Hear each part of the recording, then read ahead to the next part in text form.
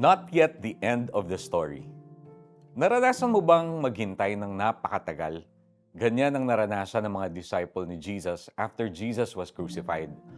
But as we will find out in today's devotion, it's not over until it's over. Welcome again to our Holy Week series. Have you been waiting so long for the Lord's fulfillment of a promise pero walang nangyayari? It must be frustrating. Yung tipong nag-pray ka na, naghintay ka na, pero parang tahimik si Lord. Ganyan ang feeling ng mga disciples sa unang Holy Saturday in history.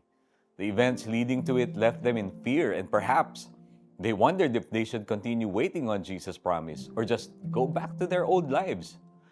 Many of us go through seasons of Holy Saturdays in our lives too. Minsan, the wait feels too long.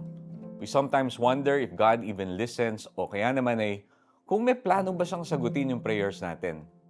Katulad ng mga disciple, we feel defeated and our hopes are crushed. We doubt and we hurt and we think, maybe this is the end. But unseen by the eyes, when everything seemed silent, Jesus accomplished something great. Ang sabi sa 1 Peter 3:19, after being made alive, He went and made proclamation to the imprisoned spirits. Jesus was already proclaiming victory over sin and death. God's greatest works are not always seen.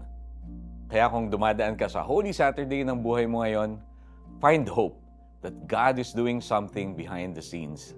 God is doing something extraordinary while you are waiting.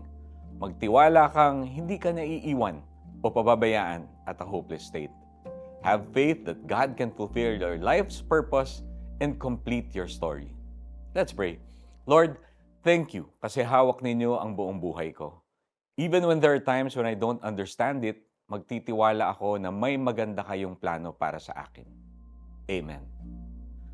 Ask the Lord to give you patience and grace as you wait on Him. Instead of focusing on what you don't have yet, focus on the goodness and faithfulness of God by listening to worship songs that lift Him. Natitiyak kong ang mabuting gawang pinasimulan sa inyong Diyos ay Kanyang lulubusin hanggang sa araw ng pagbabalik ni Hesukristo. Mga taga Filipos 1:6. Thank you for joining us over the past few days for our Holy Week reflection. Abangan bukas ang ating devotion tungkol sa muling pagkabuhay ng ating Panginoon. This is Iko Gonzalez. God bless you all.